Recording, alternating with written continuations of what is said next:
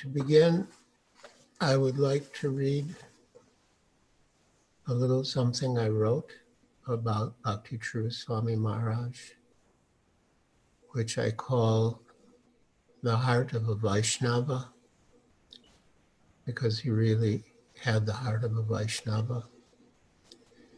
And we miss him terribly. And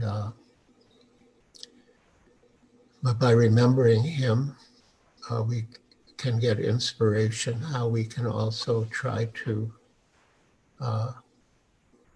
follow in his footsteps and improve ourselves.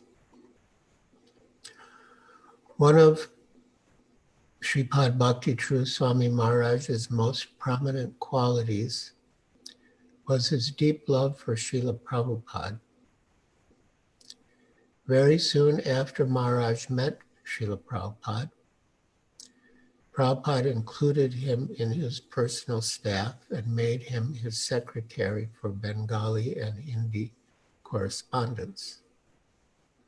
Soon thereafter, Srila Prabhupada gave him first and second initiation together, and then 6 months later, sannyas.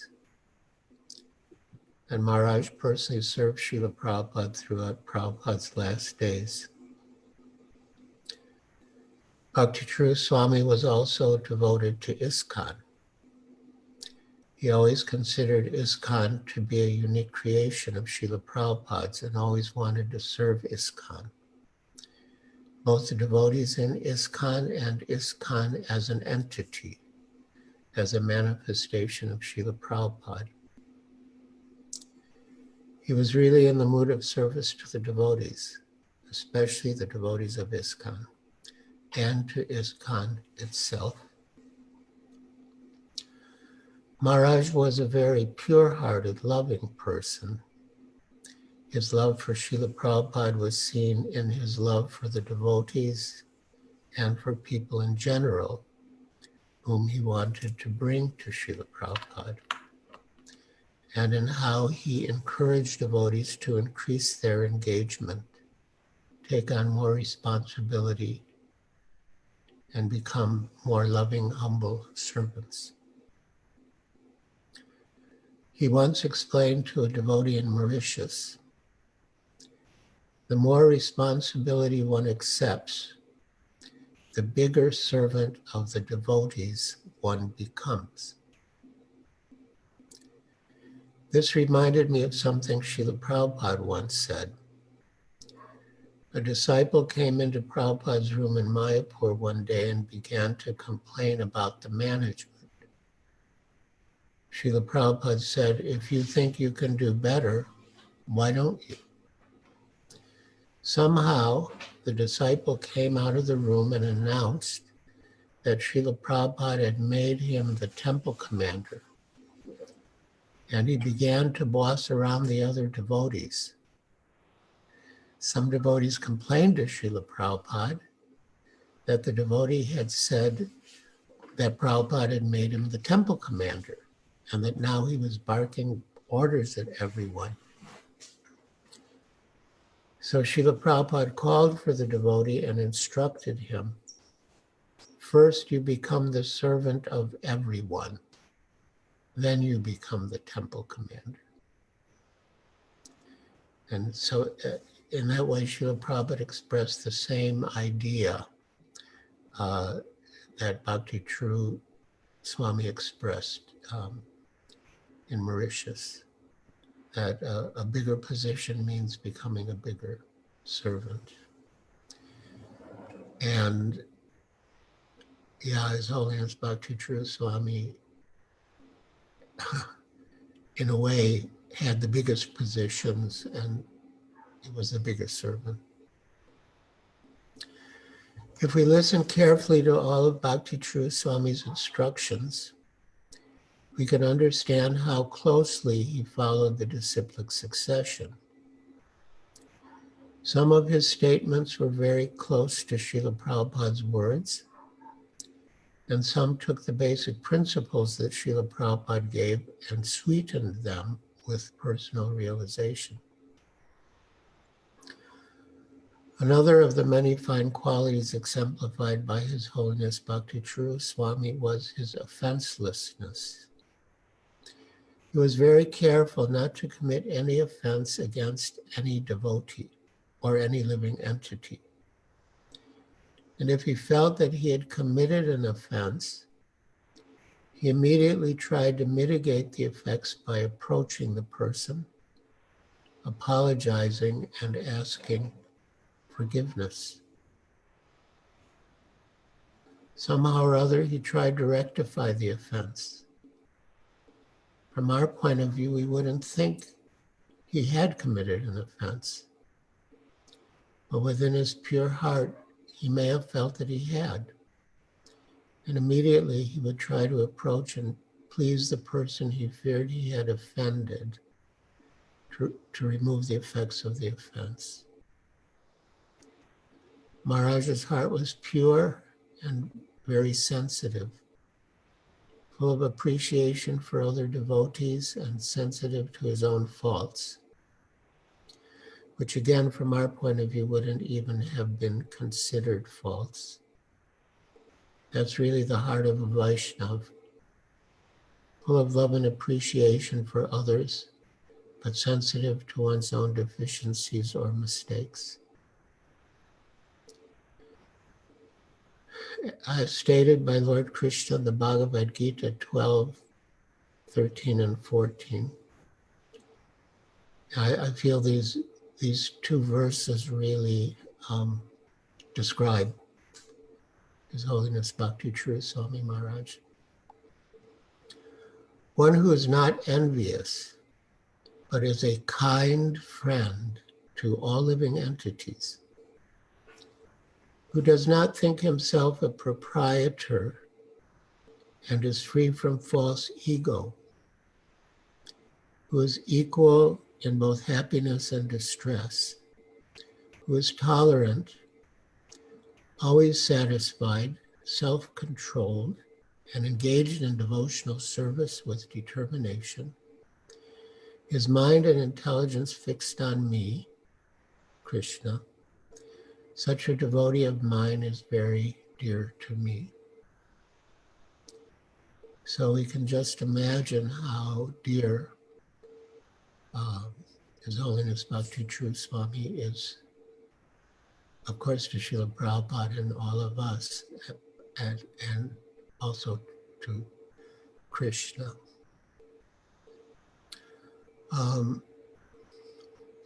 Another, I don't always say another, but another way of describing Bhakti Caru Swami's character is that he was a perfect gentleman.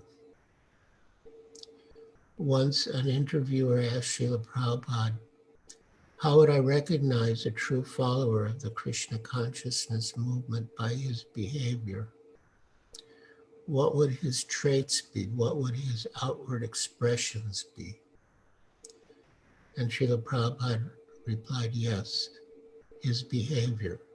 He's a perfect gentleman. That's all. You cannot find any fault in him.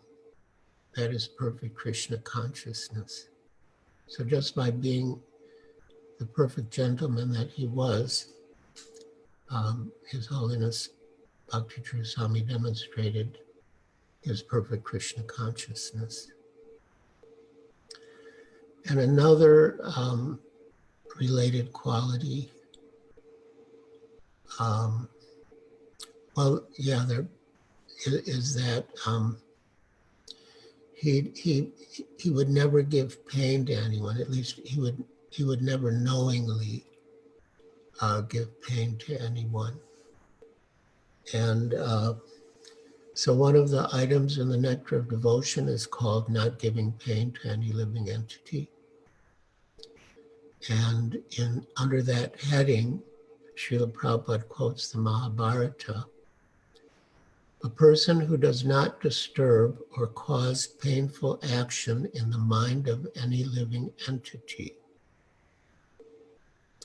That was Bhakti Caru Swami.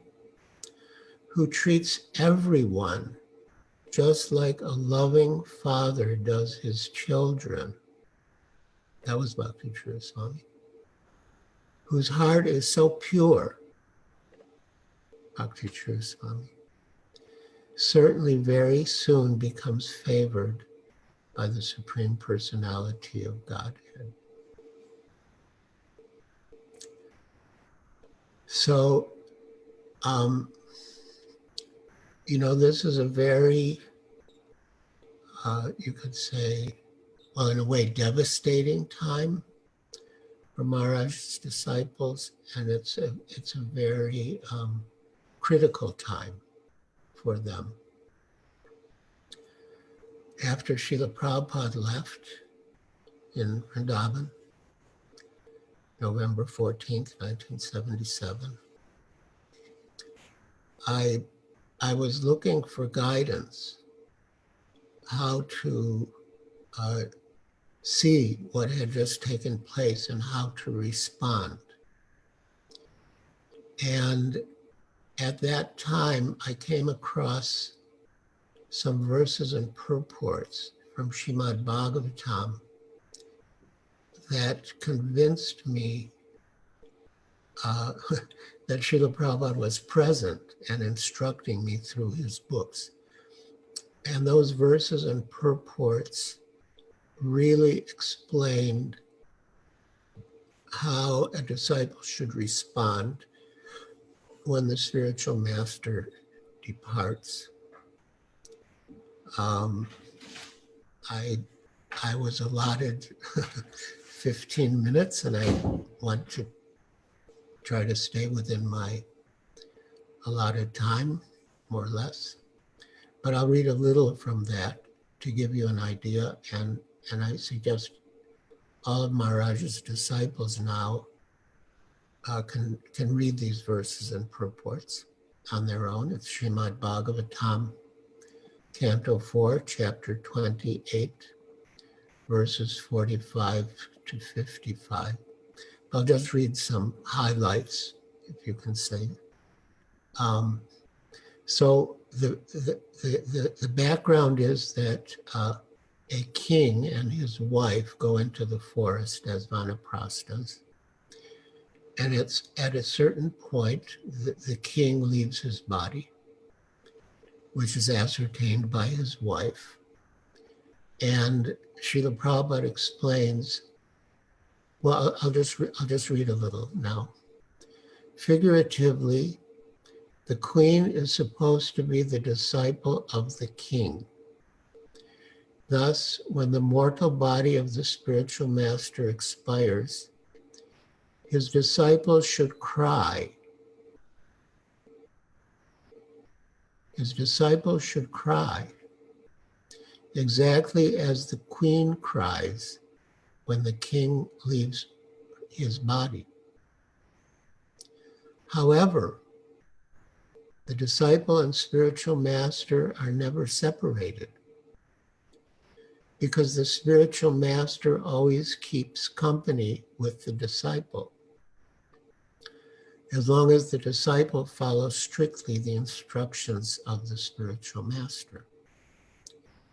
This is called the association of vani, words. Physical presence is called vapu. As long as the spiritual master is physically present, the disciple should serve the physical body of the spiritual master. And when the spiritual master is no longer physically existing, the disciple should serve the instructions of the spiritual master. And then, there's so much here. But when her husband died, the queen was ready to enter the funeral pyre with him. That's sort of like a tradition. So I'll just read a little more. Text 50. It is the long-standing tradition of the Vedic system that a faithful wife dies along with her husband. This indicates that a devotee's wife must be prepared to act in such a way. Similarly, a devoted disciple of the spiritual master would rather die with the spiritual master than fail to execute the spiritual master's mission. As the Supreme Personality of Godhead comes down upon this earth to reestablish the principles of religion, so his representative, the spiritual master, also comes to reestablish religious principles. It is the duty of the disciples to take charge of the mission of the spiritual master and execute it properly. Otherwise, the disciples should die along with the spiritual master. In other words, to execute the will of the spiritual master, the disciple should be prepared to lay down his life and abandon all personal considerations. So His Holiness Bhakti Caru Swami, he acted exactly as described in these verses and purports after Srila Prabhupada left. And now we, especially as disciples, should also follow these instructions given by Srila Prabhupada and follow Maharaja's example in trying to serve him in separation. And no doubt, by doing so, you will feel his presence. As Srila Prabhupada wrote in his dedication to his translation of Srimad Bhagavatam, dedicated to his spiritual master, Srila Bhakti Siddhanta Saraswati Goswami Maharaj. He lives forever by his divine instructions, and the follower lives with him. So by following Srila Bhakti Caru Swami Maharaja's instructions, we will live with him and with Srila Prabhupada. All right, thank you very much. Hare Krishna. All glories to Srila Prabhupada, all glories to His Holiness Bhakti Caru Swami Maharaj. Thank you so much, Giriraj Maharaj, for bringing us to such important lessons from Srila Prabhupada's books and drawing out how Prabhupada's words directly relate to Bhakti Caru Maharaj, his example and his qualities. We turn now to Bhakti Caitanya Swami, who is on the GBC Executive Committee, to please address us. Is Maharaj there, please?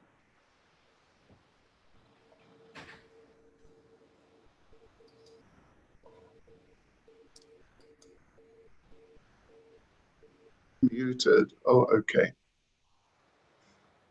Hare Krishna. Thank you very much. Thank you very much. Nama Om Vishnu Padaya Krishna Presta Bhutale Srimati Bhaktivedanta Swaminiti Namane Namaste Saraswati Deve Gauravani Pracharne Nirvishesha Shunyavadi Pastya Tyadejata Sri Krishna Chaitanya Prabhu Nityananda Shri Advaita Gadadha Shivas Adi Gaura Bhaktivedanta Hare Krishna, Krishna Krishna, Hare Hare, Hare Rama, Rama Rama, Hare Hare. Vanchkalpatarubhyas Kripas Sindhubhya Evacha Patitanam Pavanebhyo Vaishnavebhyo Namo Namaha. Nama Om Vishnu Padaya Krishna Presta Bhutale Srimati Bhakti Caru Swami Iti Namane. Hare Krishna, thank you very much for allowing me to say a few words of appreciation for His Holiness Bhakti Caru Swami Maharaj. And on behalf of the Executive Committee of the GBC body, our chairman is Ramai Maharaj, and Banu Maharaj and I, we're the sort of co-vice chairmen. And so on behalf of the EC, I can say that our appreciation in general for Bhakti Caru Maharaj and how he carried out his duties as a GBC member. He was just completely outstanding, extremely dynamic. He had that temple in Ujjain built in a very short period of time with no resources. So that's important that he was able to do such service and preaching very widely and keeping devotees engaged and seeing that projects go on and develop. But the thing, particularly just myself, and I think the other members of the EC, the thing which particularly, well, you could say impressed me, but really endeared him to me, was that Bhakti Caru Maharaj had such faith in Srila Prabhupada and Srila Prabhupada's instructions about how to organize the Krishna consciousness movement. And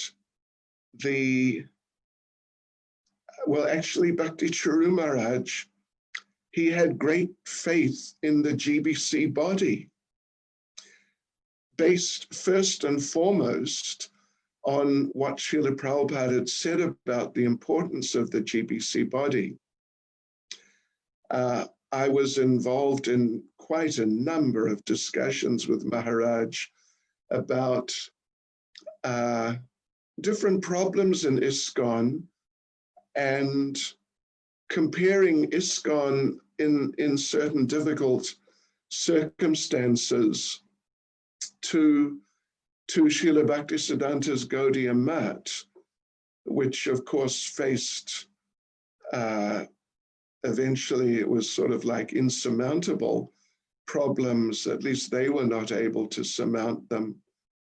And on so many different occasions, in different discussions over quite a number of years, Srila Bhakti Caru Maharaj would emphasize regularly and repeatedly that the Gaudiya Mat, they didn't have faith in that order of Srila Bhaktisiddhanta to form a GBC. And so they all sort of went on their own, in their own directions, independently, thinking, well, whatever they thought, that was the best way, I suppose, that they could do things. But they, I would say, quite famously neglected that instruction of Srila Bhaktisiddhanta to form a GBC. And Bhakti Caru Maharaj, how many times I've heard him say that was sort of like the focal point of their difficulty and their, in a certain sense, collapse, at least as a united organization. But he really appreciated the need for there to be a strong GBC body for organizing in a managerial sense, but definitely not just organizing, but for keeping Prabhupada in the center and keeping Prabhupada's instructions in the center, and the whole idea of the practice and development of Krishna consciousness on the basis of Srila Prabhupada's instructions. Bhakti Caru Maharaj, like I said a few times already, repeatedly emphasized that as being like practically the foundational point, certainly one of the most foundational points as to how ISKCON had remained, at least remained sort of coherent as one unit, and actually had progressed as a unit under Srila Prabhupada, as opposed to what happened with Srila Bhaktisiddhanta's organization. So, yes. And so I've heard that, time and time again from him, and every time tried to think about it more deeply and appreciate that point, and along with it, appreciate the devotees who are members of the GBC body. Nowadays, to find devotees who will become temple presidents, even for the last some number of years, it's not been difficult. It's not been easy. It's been difficult. And whereas previously you might have a little bit of a competition or sort of sometimes a little political situation, who can be the president? Like it's a very desirable position. But nowadays, it seems for some years to not really work like that. And because there's a lot of criticism, and, if something goes wrong, one will be held responsible as temple president. Now, of course, I can say, to take that sort of problem to another level, if you want to get criticized, to break your false ego, perhaps, become a GBC. And, amongst the GBC members, to find devotees who are willing to become members of the executive committee, that's another challenge. Oh gosh, it's amazing.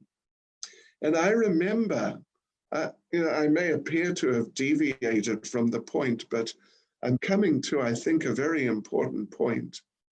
When I first became involved, not actually as a member, but His Holiness Giriraj Swami Maharaja, who's there with us and who spoke so nicely, he sent me to the GBC meetings on his behalf in the later 80s and something like that, at some point when he was not able to go. And I remember the first time I attended the meetings in Mayapur, Bhakti Caru Maharaj was the chairman. But Bhakti Caru Maharaj, at the time I didn't know him well, although I knew him a little, and I knew him, as has been said, to be a very gentle, kind, cultured, considerate, very personal devotee, and not, I don't want to sound critical or negative or whatever, but particularly back in those days, there was a number of GBC members who, in their hearts, they were extremely sincere, but quite a number were, I could say, perhaps excessively forceful and pushy and even sort of loud. Hare Krishna, I'm sorry to say that, but it's actually true. And Bhakti Caru Maharaj, he had such a different nature. So there I came into, I think it was the first, or at least one of the first, if not the actual first GBC GBC meeting I ever attended.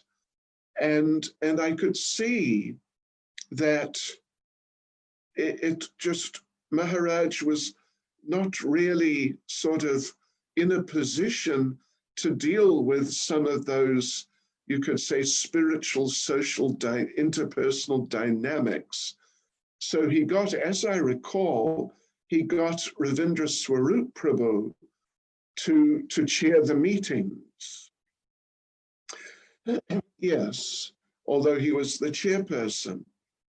So now, having said that, fast forward, please, to, I think it was 2 years ago, Bhakti Caru Maharaj became the chairman again.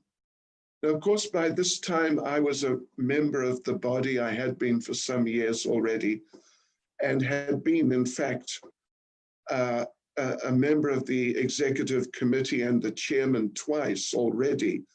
This is my third attempt, you could say.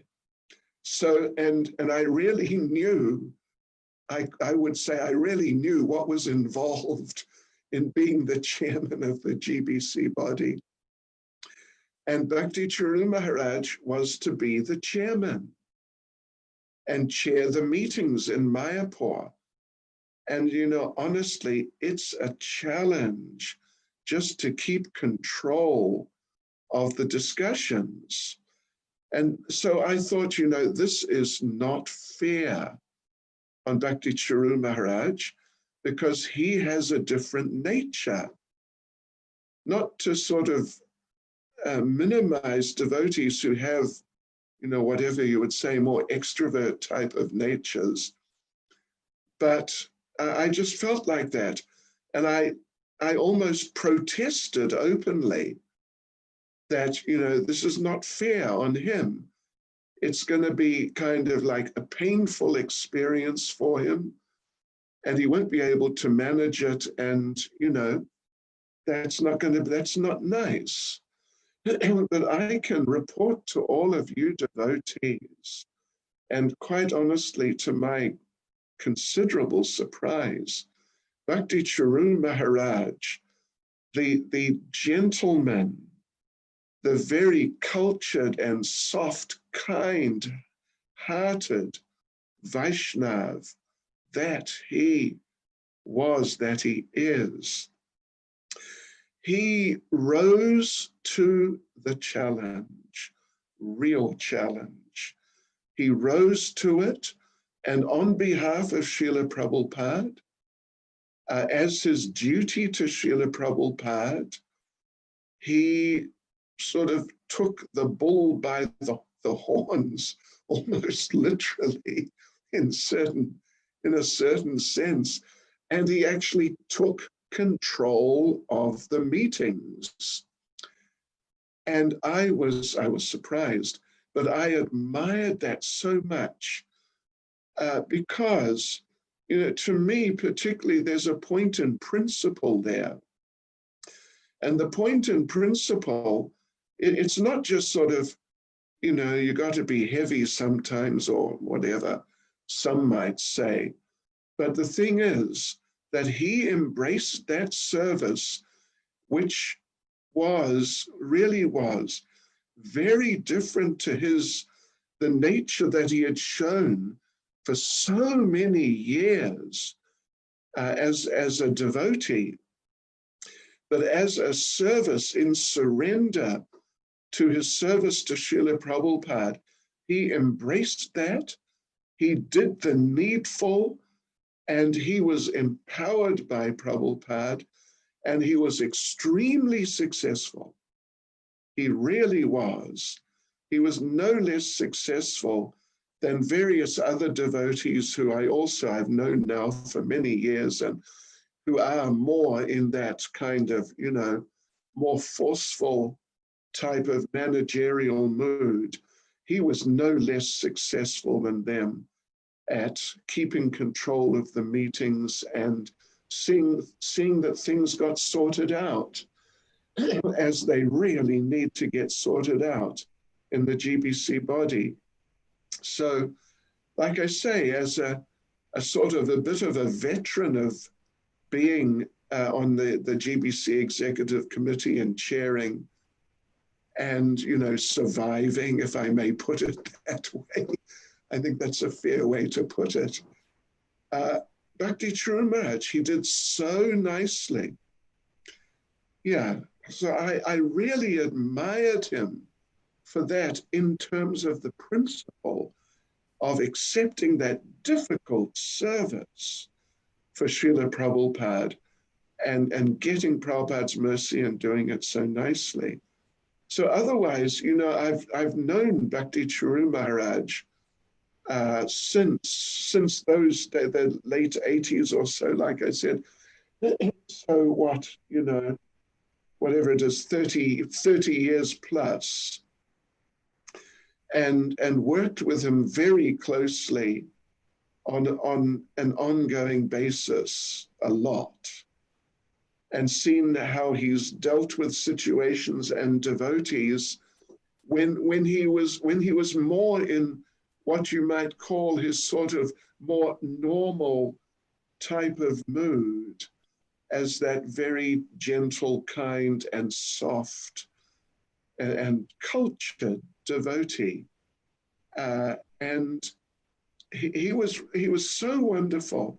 He was so kind to me. There was only one time he and I in South Africa had, verging, not exactly an argument, but there was definitely a difference of opinion. I don't know if I should go through all the details, but it was the end of the Christmas marathon. We wanted that the temple devotees and the congregation who had participated and helped in the marathon, that we would all go out for a special feast and festival picnic program. And one of Maharaja's disciples, Jagadananda Pandit, he may well be watching, and he may well remember that he, with Maharaj, but he was sort of the driving force behind it, organized that a sort of a parallel program for Maharaj and his disciples, and I think everybody else who wanted to go, and right at the same time. So we didn't, me and the temple president, who was in fact a disciple of Bhakti Caru Maharaj, we were not very happy about that. And the word got through. Maybe the Shrutakirti Prabhu, the disciple, maybe he told Maharaj, but Maharaj found out that and he took it that me, I was sort of opposed to his program, which, wasn't exactly the way it was. So he came and sort of mildly chastised me. And I told him that, Maharaj, we have different natures. You're a gentleman. And I'll be frank, I told him, I am from New Zealand. Many people think I'm British, but I'm actually from New Zealand. I told him, I'm from New Zealand, and we're like that. We're sort of kind of rough.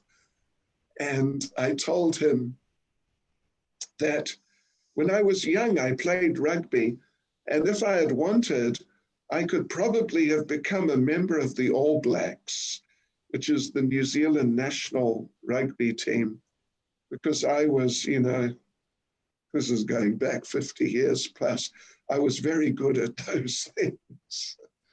And Maharaj said, what? You could have become a what? I said, a member of the All Blacks. He didn't know what the All Blacks were. Yeah. And so I explained what the All Blacks were, and he became quite fascinated. And eventually he said, look, don't worry, it's all right.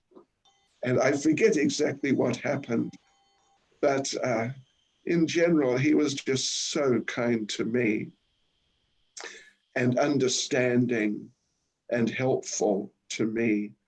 And always, he was GBC there, always thinking how to help the devotees and develop Srila Prabhupada's movement, really. So personally, I owe a great debt to Maharaj, to Bhakti Caru Maharaj.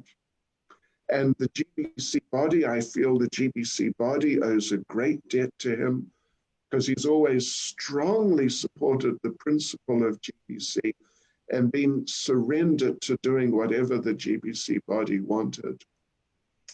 So on my own behalf, on behalf of the GBC body, and particularly on behalf of the executive committee of the GBC body, I want to offer our most humble thanks and our deepest appreciation to Bhakti Caru Maharaj. And I'm just praying to get his association again whenever Krishna allows. Srila Bhakti Caru Swami Maharaj ki. Hare Krishna. Hare Krishna. Thank you so much, Bhakti Caitanya Swami. It was wonderful to hear how Maharaj could embrace the service of being the chairperson of the GBC and relinquish his natural nature to do that service on behalf of Srila Prabhupada. Thank you so much. Now we're very fortunate we can turn to Radhanatha Swami to enlighten us about Bhakti Caru Swami and give solace to our hearts in Maharaj's absence.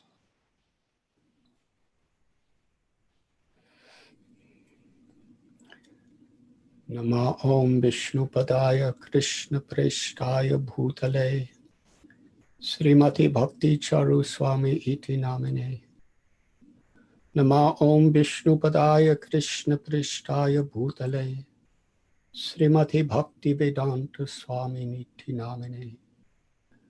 Namaste Saraswati Devi Gauravani Pracharine Nirbhishesha Shunyabhari Paschata Desha Dharane Bansha Kalpatarubhyas Chakripas Sindhubhya Evacha Patithana Pavanebhyo Vaishnavebhyo Namo Namah.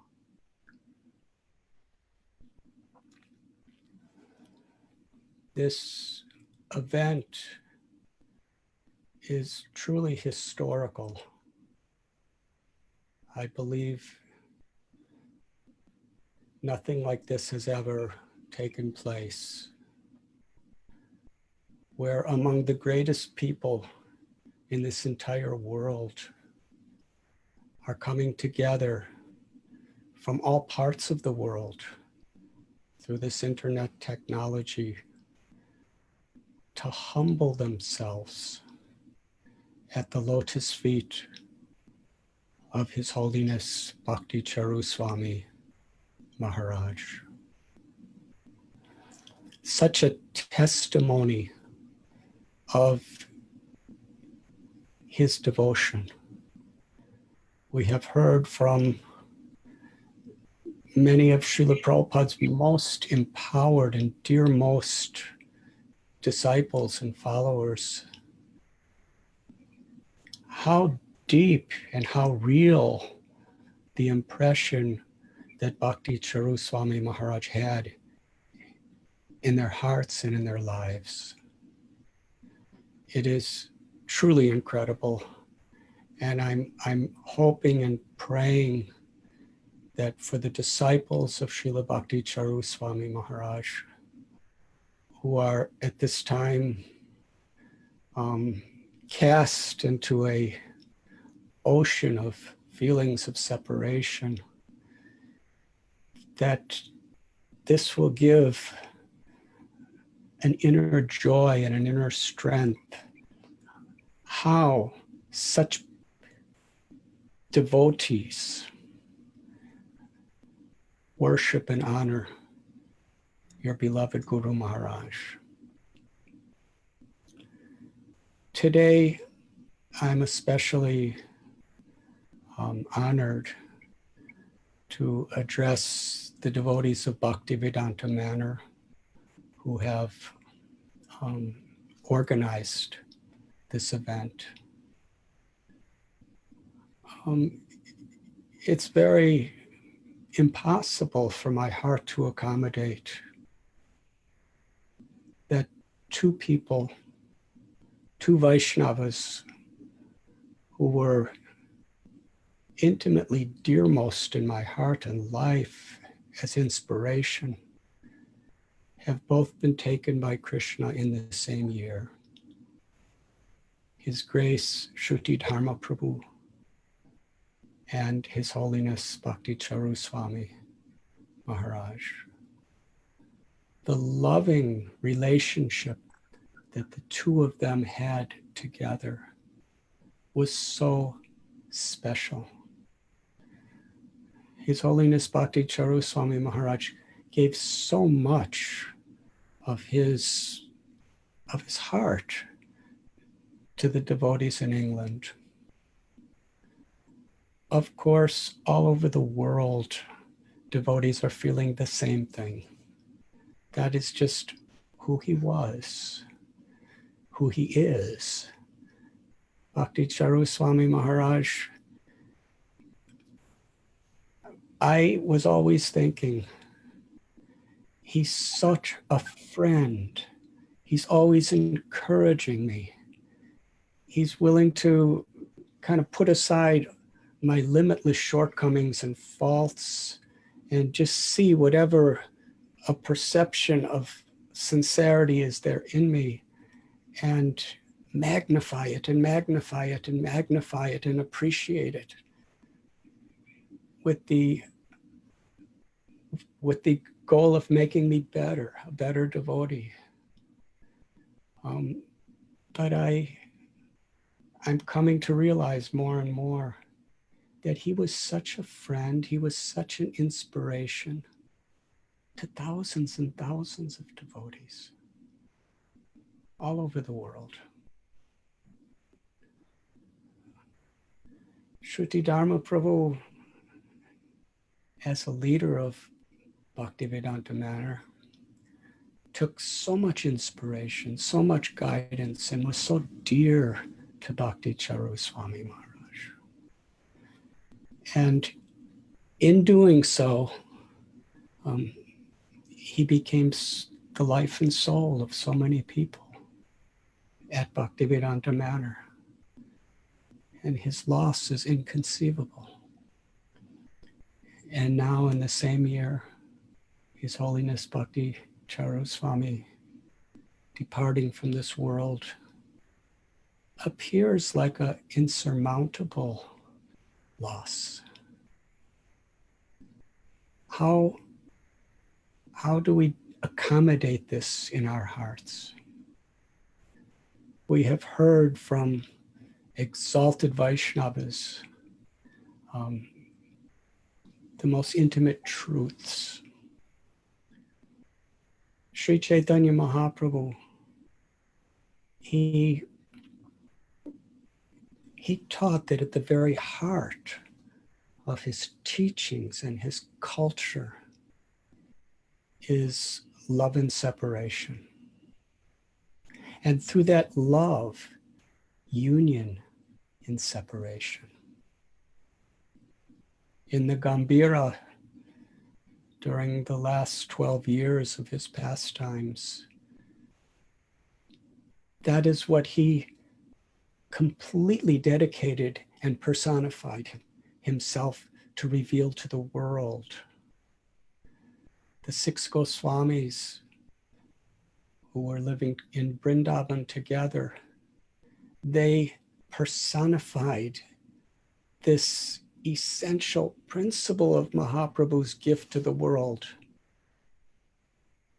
loving union in separation. And Srila Prabhupada, he would often tell us that he was always with his Guru Maharaj, Srila Bhakti Siddhanta Saraswati Thakur. He said, there's not a moment that we are not together. Love and separation. His Holiness Bhakti Caru Swami Maharaj, so special. During the last 9 months of Srila Prabhupada's pastimes in this world, he was brought into the innermost circle of Srila Prabhupada's most confidential associates.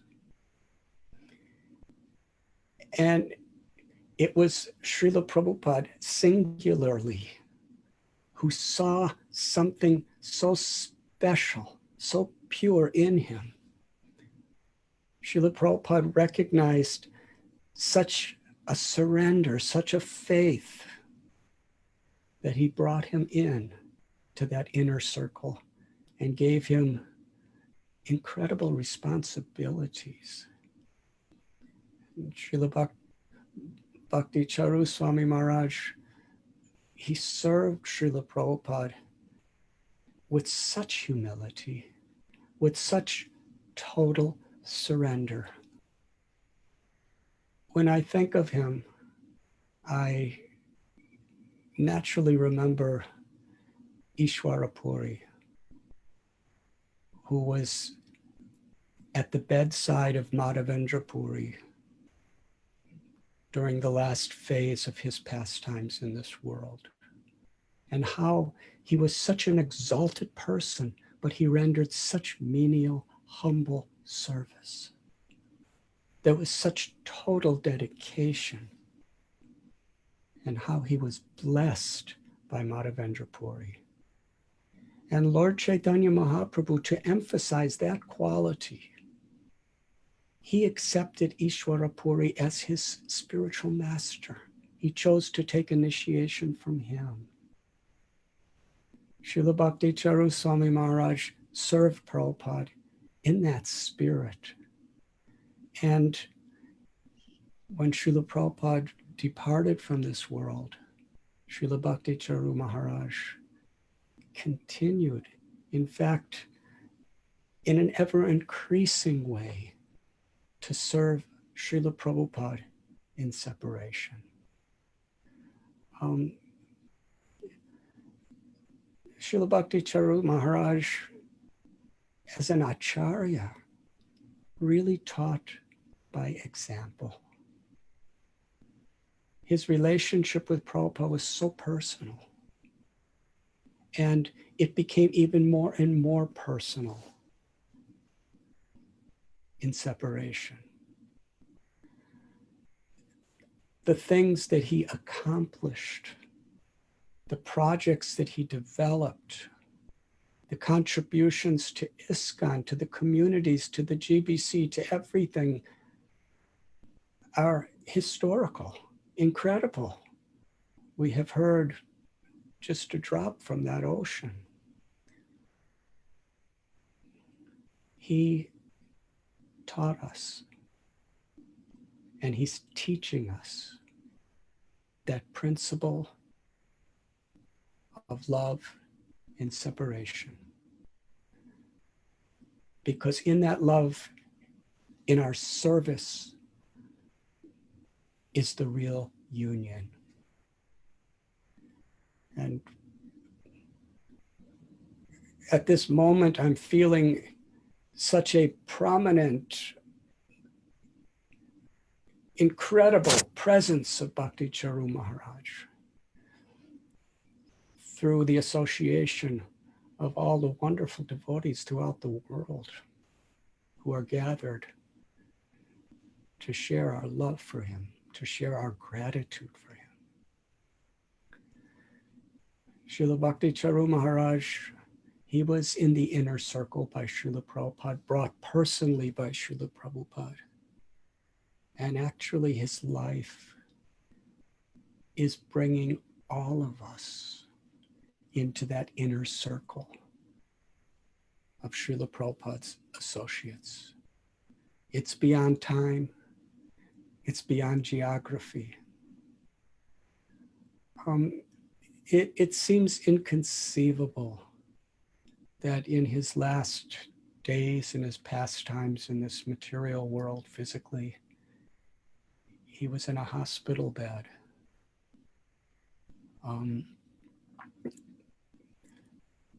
But spiritual connection is not based on physical considerations. It's based on bhakti or love. Srila Prabhupada would say, if you are chanting Hare Krishna and I am chanting Hare Krishna, we are always together. By Krishna's arrangement, for those days that Maharaj was in that condition in the hospital, tens and thousands of devotees were praying, were chanting, were having special pujas. Those kirtans and those prayers were with such a sense of intensity, such a sense of helplessly taking shelter.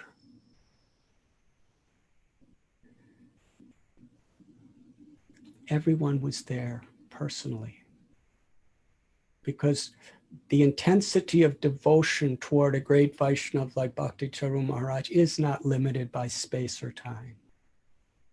We were all in that room together with him in a most incredible, divine, spiritual offering. If that hospital room that Bhakti Caru Swami was in was the size of the Wembley Stadium, it could not fit in all the devotees who were gathered to sing and to chant and to pray with him. Srila Bhakti Caru Swami Maharaj, he is certainly in the embrace of Srila Prabhupada. He surrendered his body, his mind, his words, his life, his everything in the service of Srila Prabhupada. At every moment,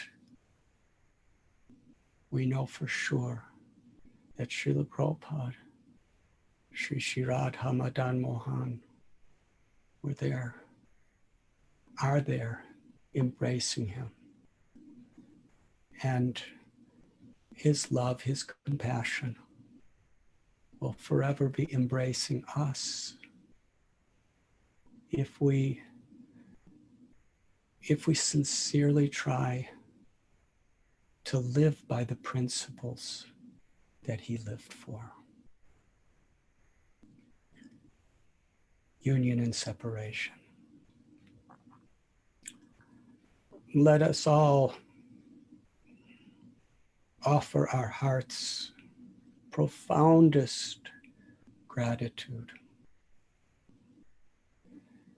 to the lotus feet of Srila Bhakti Caru Swami Maharaj. And let us surrender our hearts to Srila Prabhupada in gratitude for giving us Srila Bhakti Caru Swami Maharaj. Thank you very much.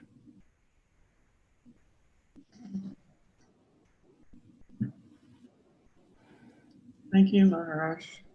Can we ask a question? A question has come in from the devotees. Vishaka Devi, I am your servant. Thank you so much.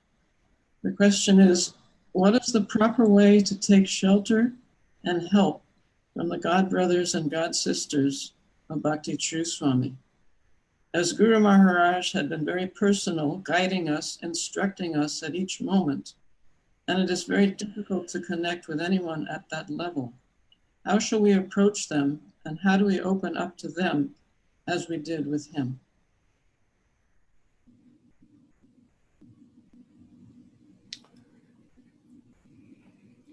Thank you for this question. Srila Bhakti Caru Swami Maharaj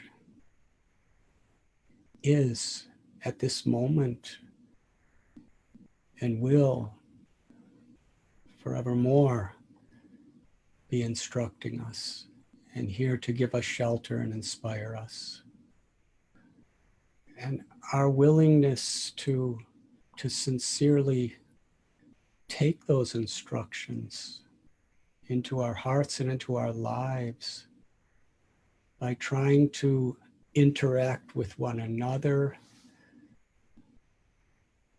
by our sadhana, by our spirit to preach the mission of Caitanya Mahaprabhu, by the emphasis that he gave to be an instrument for the unity within ISKCON, under leadership of ISKCON.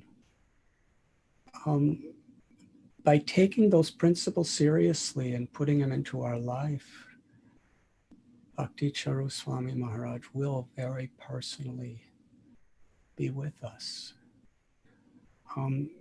at the time of the physical separation from our Guru, from a great Vaishnav, by taking his will as our life and soul, that's the path back to Godhead. That's how we actually grow in Krishna consciousness. When Srila Prabhupada left us, all the devotees within ISKCON were in their 20s, many in their teens, children.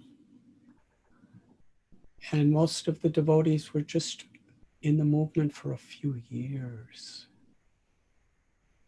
And we really didn't have very senior devotees to guide us at that time. The senior devotees were just in the movement a couple of years more than us. But together, as a movement and personally, we tried to take Srila Prabhupada's will as our life and soul. And I believe that all of those devotees that have done that, and many have spoken today, are feeling Srila Prabhupada's presence, feeling Srila Prabhupada's empowerment more than ever before. Because that's how Lord Sri Chaitanya Mahaprabhu's movement of love and separation has been given. In our service to our spiritual master, we take the principle of surrender and need to adjust it according to whatever situation is there. And in this sense, we can never be separated.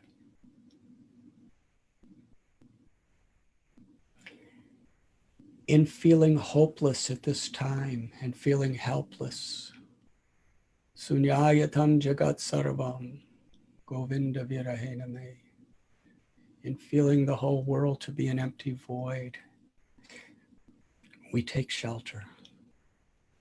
And that shelter is found in his instructions, in his example, and in the wonderful family that he dedicated his life to be a part of.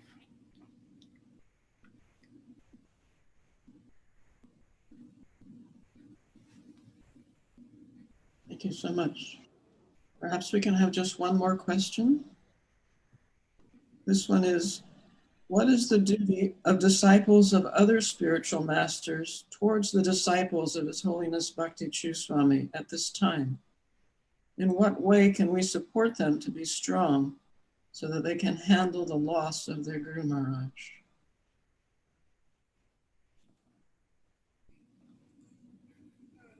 His Divine Grace, A.C. Bhaktivedanta Swami Prabhupada,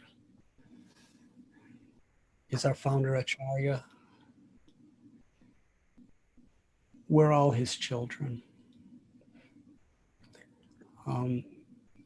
And every devotee who comes to ISKCON is Srila Prabhupada's child. Srila Prabhupada, he said that every single person that comes to this movement, he shed buckets of blood to bring.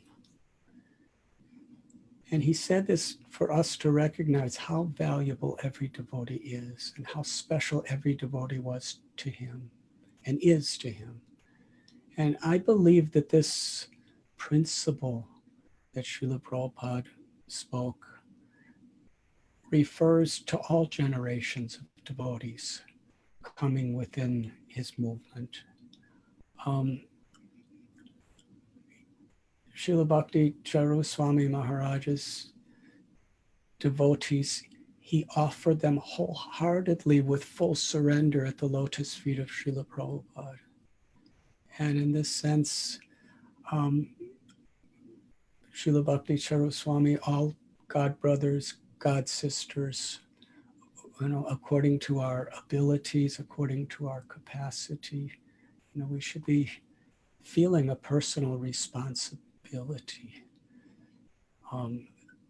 to show our love for him, to show our love for Srila Prabhupada, to take care of those devotees in whatever way possible. He gave his life for all of you. And our respect for him will very much be shown by how we assist him in showing his love for you.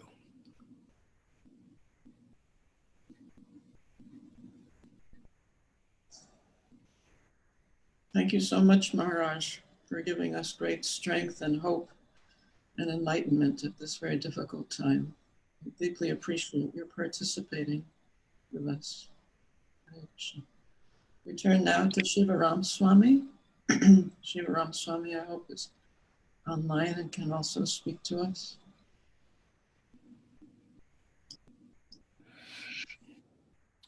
Hare Krishna.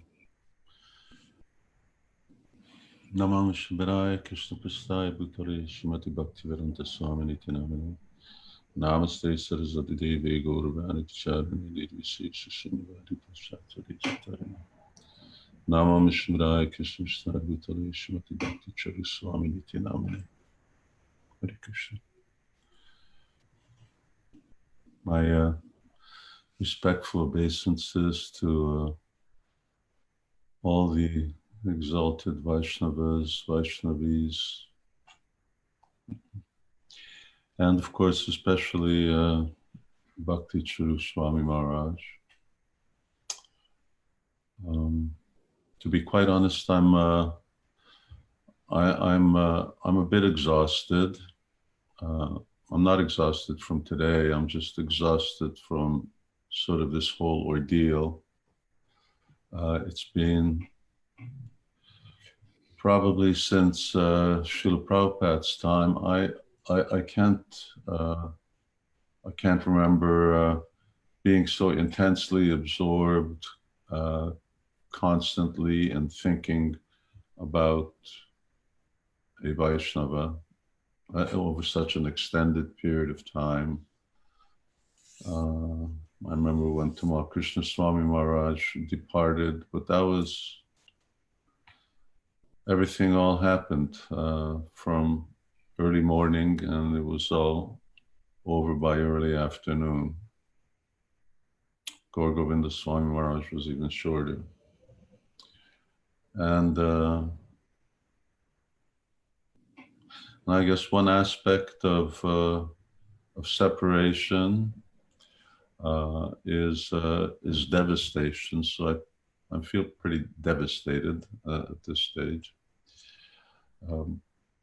But I'm happy. I'm happy in one sense that it's over for Maharaj. That my dear godbrother was able to complete his journey here in this lifetime, and continue on in his service to Srila Prabhupada and Lord Krishna Chaitanya Mahaprabhu.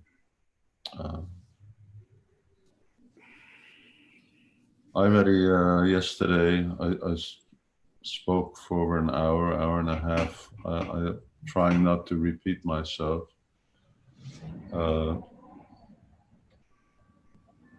When I was speaking with Govinda Maharaj, he told me of one particular incident that I wasn't personally privy to, and this was, of course, when Srila Prabhupada left the world. As His Holiness Radhanatha Swami Maharaj explained, that Bhakti Caru Maharaj was with Srila Prabhupada in his Antya Lila, in this very extraordinary pastime where he really displayed a very different nature. Now, devotees listen to those recordings. There's 400 recordings available of that last period. Anyway, 1977, you can see Srila Prabhupada's journey, development to his final pastime, his departure. And Bhakti Caru Maharaj was there.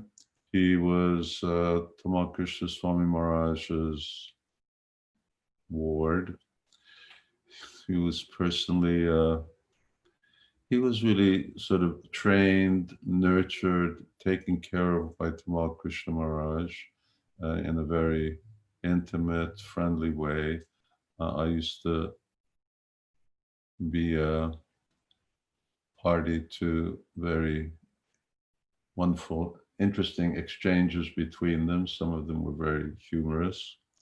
Sometimes Tamal Krishna Maharaj, this was later, obviously, after Prabhupada's departure. Tamal Krishna Maharaj was living downstairs in the conch building and Bhakti Caru Maharaj was upstairs. So we were close, and at that time I was living one room over from Tamal Krishna Maharaj, and were 2 rooms. Harikesh was in between us.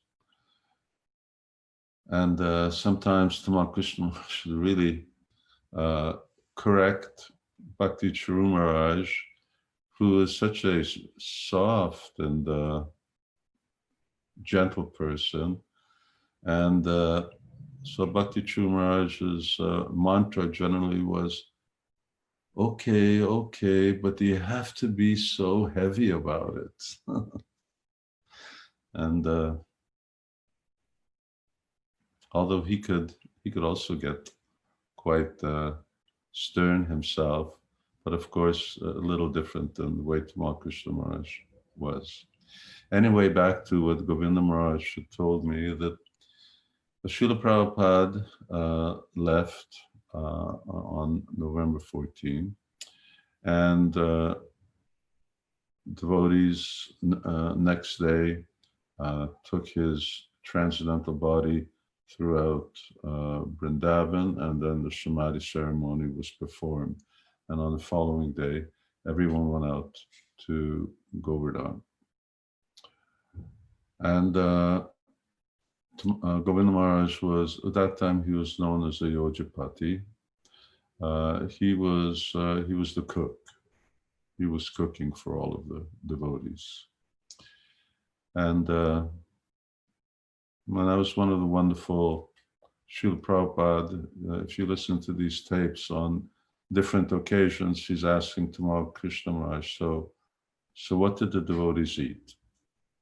And he wanted to know the menu, and Tamal Krishna Maharaj gives a rundown of what the breakfast is and what the lunch is. And he says, yes, we have a new cook, Ayodhyapati, he's very good. So Srila Prabhupada was concerned, although he wasn't eating. Bhakti Caru Maharaj at that stage was cooking, but Prabhupada wasn't eating. And so when all the devotees left, there was meant to be the big feast, for which devotees would come back in honor of Srila Prabhupada. And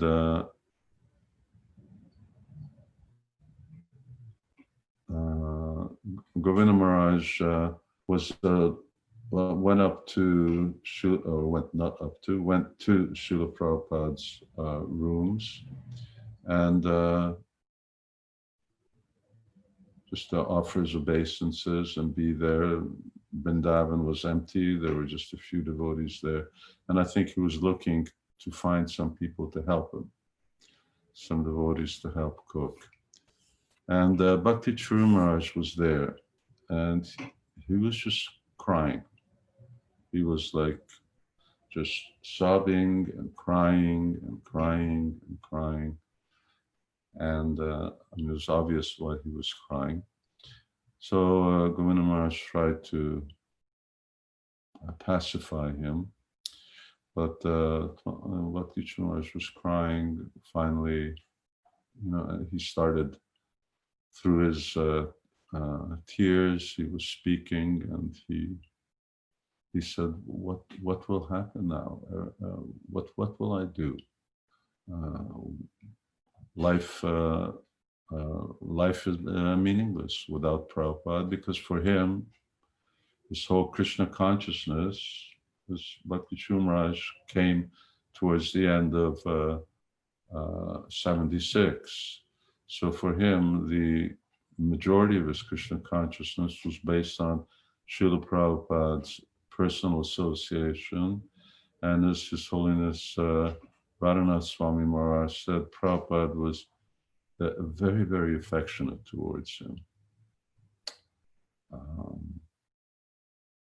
Prabhupada, from one perspective, Prabhupada liked him because he was a Bengali, so every time they spoke in Bengali together.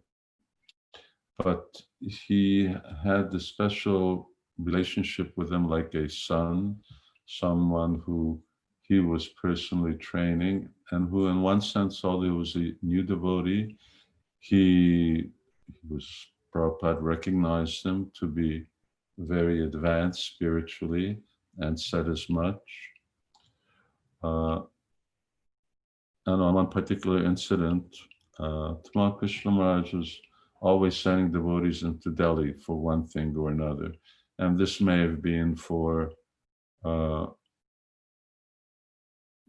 tickets to go to London. I don't remember exactly, which would have been sometime in late August or maybe even in September. And so he wanted to send somebody Indian-bodied also to accompany perhaps Abhiram to get the tickets because they would be able to affect things in a better way if there was an Indian also there. So Tamal Krishna says, Prabhupada, I'm thinking of sending. By that time, he was Bhakti Caru. Previously, he was Gopinath. That was his initiated name. And then I think in June was the sannyas initiation with some other Vaishnavas, June or July. And Prabhupada is getting all of them to repeat the mantra, Itang Samastaya Paratmanishtam. So Tamal Krishna Maharaj says, Prabhupada, I was thinking of sending Bhakti Caru. Is that okay? And you can't hear Prabhupada's noise, but obviously Prabhupada's expression was very graphic. And Tamal Krishna Maharaj says, but you don't like that idea. And Prabhupada said, no. And the exchange, you could hear that Tamal Krishna Maharaj is appreciating that Srila Prabhupada so much values and likes Bhakti Caru Maharaj. He doesn't want him to go away. Even if that meant that he would just go for a day to Delhi and come back, he just wanted him there. So there was this very affectionate relationship, and Bhakti Caru Maharaj's, that was his spiritual life. His spiritual life was association with Srila Prabhupada. And so he was like distraught, but Govinda Swami Maharaj would better say this because he was the one who was there. Anyway, gradually he sat him down and spoke to him, and the Prabhupada is always present. Prabhupada is with us in his instructions and his books. Of course, by that time, Srila Prabhupada's deity was also there. Prabhupada's deity was there in his presence, in Vrindavan, both on the altar, on the Vyasasan. Srila Prabhupada's with us. And besides, I need someone to help with cooking. You have to come and don't sit here crying. Come and do some service for Prabhupada.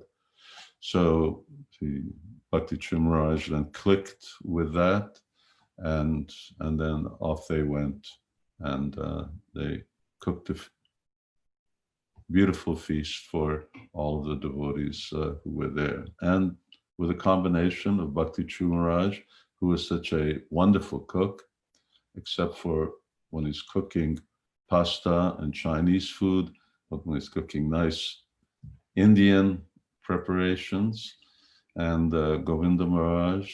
So both, it was a wonderful, tasty feast and a very devotional feast. And perhaps something that my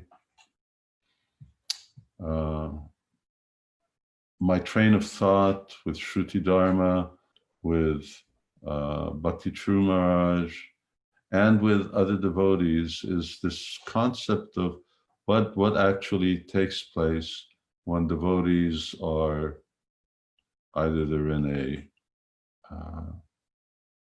a coma of one sort or another, or they're in a different state of awareness, communicating in a very, as Shruti was doing, in a very minimal way and very much internalized. And as Radhanatha Maharaj said, well, there's that saying, there's more to it than meets the eye.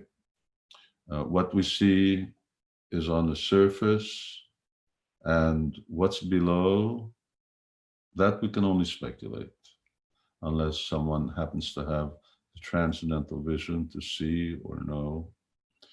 Caitanya Mahaprabhu, Kaviraj Goswami describes these three states of consciousness that Caitanya Mahaprabhu exhibited: internal, external, and combination of internal, external.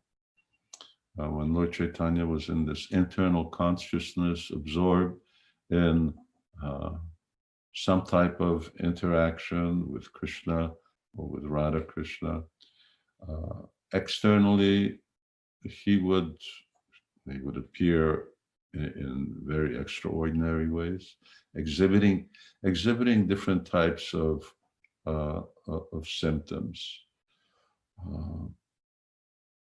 I can't completely correlate that with, for instance, Maharaj being in the hospital in that induced coma, but I think it can be used to extrapolate that for an advanced devotee who's given his life, who has such pure devotion to a spiritual master and Chaitanya Mahaprabhu's mission, to his God brothers, to devotees, to his disciples, there is something that is going underneath the surface. There are different statements in Shastra where Krishna answers this question, well, what happens if a devotee doesn't remember you at the time of death? And Krishna replies, but then I remember the devotee. So, but what does remembering mean? What does it mean that Krishna actually remembers a devotee?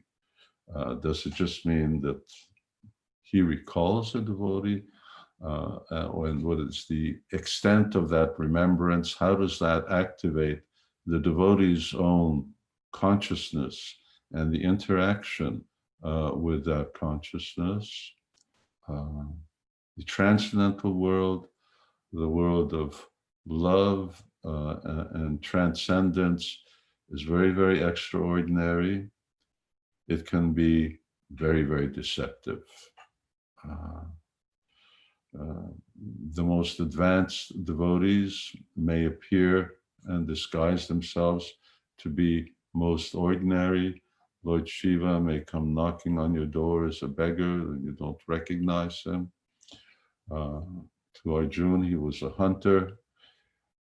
So what transpires beside all of this, at least my conviction is that there's a ongoing development that somehow or another corresponds to this burning up of this prarabdha karma that takes place over these weeks of inconvenience, which in one sense is pain-free.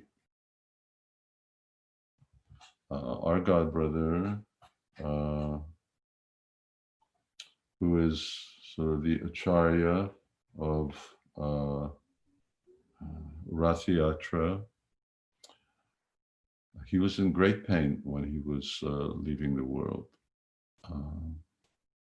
Bhakti Caru Maharaj was saved any kind of physical inconvenience, but something else was transpiring, and as externally, when the karma was finished, I just use that word karma, Krishna karma was finished, and internally that transaction took place, that qualification took place, so that adhikar acquired on all levels, then Prabhupada took Bhakti Caru Maharaj and took him to his next destination. It's a great loss.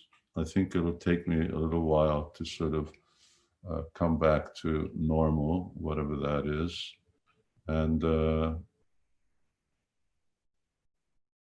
but it will be another devotee, and unfortunately not the only one. The queue is getting shorter. Who's in the line or what the order is, I can't say.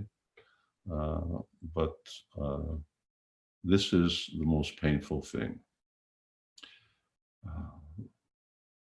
Caitanya Mahaprabhu asked Ramananda, what is the most difficult thing to bear?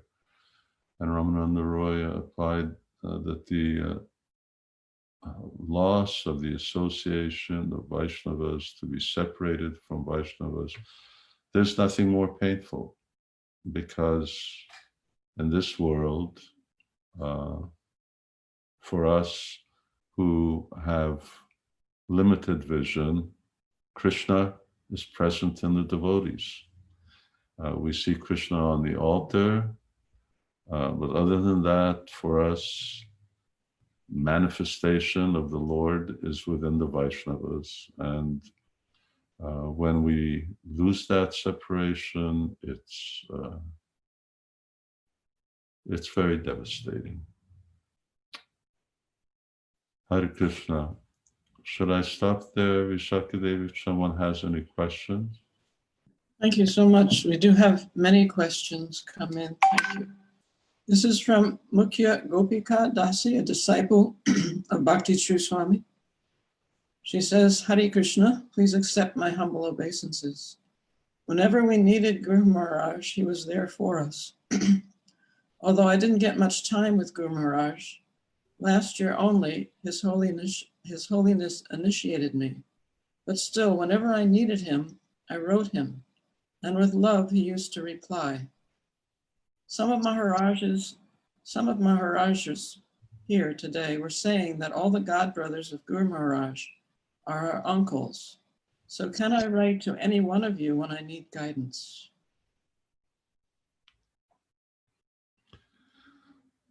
You can write to Radhanatha Swami Maharaj.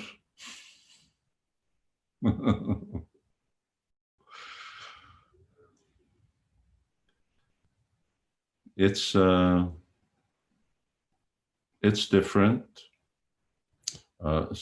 Certainly as devotees, especially young devotees, find themselves in a situation of loss and separation, I would say that it takes time, but Guru Krishna Prasadi Pai Bhakti Lata Bij.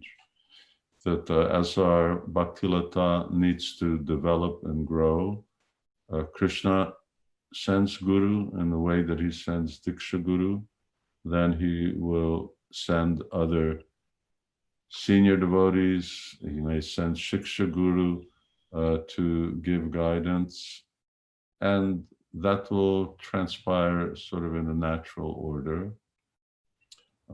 I can't speak, and I'm sorry to just sort of focus on Radhanatha Maharaj, but he's the person I'm seeing right now. I can't say whether everyone will be able to respond. Personally, I've stopped last year directly writing to disciples. I'm not able to do that. But the facility will be there if that is actually a need. We need to have the eyes to look around, and it may be to those who are quote unquote initiating gurus, but they aren't the only advanced devotees in Krishna consciousness, and there are many advanced devotees without necessarily a Danda GBC title or a guru title. We need to be able to recognize them and to pray to Bhakti Caru Maharaj, please give me the guidance to guide me to those Vaishnavis who can assist me and who can answer my questions. Then, of course, as devotees become proficient and advanced, the connection is eternal, the connection is in the heart. So ultimately, one's spiritual master can also continue to answer questions. But I think for someone who's just initiated a year, then yes, it's better to hear answers through the ear than through the heart at this stage. Although both are equally relevant and available, they require different levels of eligibility. Thank you. There's another question. The devotees are overwhelmed by emotion. You can see from the questions. Hare Krishna Maharaj, how can we cope with this great loss? It's unbelievable, non-digestible, incomprehensible. His departure remains a mystery. Nothing seems to make sense. He was perfectly healthy and fine, Guru Maharaj. In a matter of 15 days, he's gone. No matter how much philosophy we listen, our heart just cannot accept. It feels like when we go to Ujjain, we will see his merciful glance and affectionate smile. How to comprehend or really accept the reality? It feels like this is a bad dream, and we will soon wake up and hear nothing has happened to him.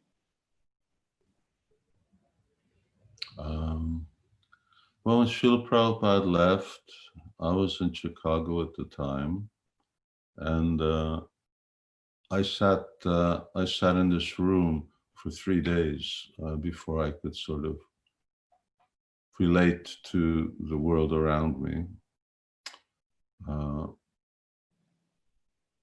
In such times of difficulty, my personal experience is chanting Hare Krishna is the only thing that makes sense. And that's the only thing that brings us to an ability to relate to a whole new reality that ultimately we have to accept, because this is the reality of the world. Our spiritual masters leave, Caitanya Mahaprabhu left, Krishna left, our acharyas leave. Everyone accepts. It appears that they leave, or they disappear from our vision, put it that way. And there's no point fighting that reality, fighting City Hall. It's going to happen. My suggestion is lots and lots of chanting, and Krishna's holy name equalizes everything. Thank you. Perhaps we can have one more question, and then we're going to have the Sringadev prayers. It's another very emotionally charged question. We pray to the Supreme Lord Krishna or Lord Nrsingadev, if you so desire, please cure our Guru Maharaj from this disease. We need him. We need his shelter. Devotees all over the world prayed for him, but Krishna has his own plan. He took him. How can Krishna be so cruel? How can he take our dearest Guru Maharaj? We loved him so much. I will never pray for anyone or tell anyone to pray to Krishna because he is independent and an autocrat. Please forgive me for this foolish question. I am a neophyte devotee trying to be Krishna conscious, but now I do not feel like looking at Krishna or Nrsingadev because he took my Guru Maharaj. I know this is the most foolish question to ask, but I do not know where else to ask this question than the wonderful forum of such great exalted devotees and GBC from all over the world. It's not a foolish question. It's natural. It's a natural outpouring of the heart. And of course, we need to, and within that question, that balance was there between the heart and the mind, that Krishna is independent. Gadadhar Pandit followed Chaitanya Mahaprabhu, and left Gopinath, left Puri. At a certain point, Lord Chaitanya told him, you please go back and take care of your deity. And Gadadhar Pandit he fainted on the spot, just in pain and ecstasy of pain. Lord Chaitanya turned his back and he just left and he didn't look back. No, Krishna's not cruel. When Krishna doesn't do what we want, then we say he's cruel, but he did what was best for His Holiness Bhakti Caru Swami Maharaj. And ultimately he did what was best for us. I think all of my godbrothers, godsisters here, they all agree. We went through this to different stages. When Srila Prabhupada left, it didn't make sense. Look at the challenges ISKCON goes through. Things which Prabhupada could have sorted out, was he with us just with a few words.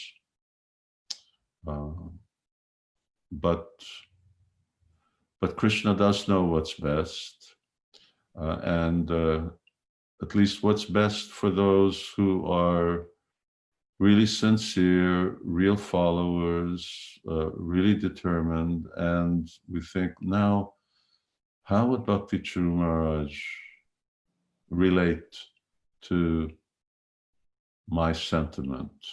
Would he condone such a thing? What would he say? Would he agree? Obviously not. He would say, no, you should never think. Krishna is not cruel, but rather our perception, how we measure things, is very limited. We need to have that faith, and we can continue always in the future, and we will be using this same prayer for the next thousands of years. Devotees will say, my dear Lord Krishna, if you so desire, please save such and such. It's worked in the past, and on the other hand, sometimes Krishna was considered that it wasn't the best arrangement. And that faith really needs to be there. It is really a test of our faith, even though it may be so extremely painful. We see a very little part of the picture. Krishna sees the great picture. And we need to have that faith that Krishna always does what's best, although it may be inconceivable to us how something like this can be good. I was once on the banks of Pavana Sarovara with Govinda Maharaj, just by Sanatana Goswami's Bhajan Kutir, and there was this tree, and in the hole of the tree there was these parrots, and the mother parrot was grabbing her little chicks by the scuff of the neck and throwing them out, and they'd go out and fly around and come back in, and then the next one got thrown out, and they were getting their flying lessons. They were being tossed out of the nest. So don't think it's just Krishna who's involved in this. Bhakti Caru Maharaj is also involved.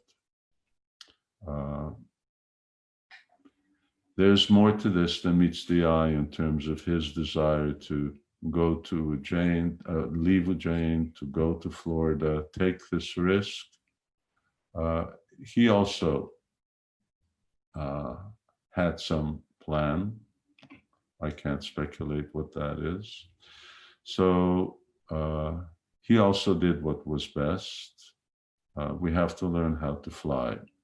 And Krishna and Bhakti Caru Maharaj are forcing us all, both his disciples, his godbrothers, devotees all over the world, learn how to fly more and more on our own wings, because at a certain point, we're going to be in a position like Bhakti Caru Maharaj where we are on our own, and we really have to learn how to fly on our own, because there won't be anyone else who will be able to, in that type of active way, help us. Chant Hare Krishna, it will get better. That's my experience.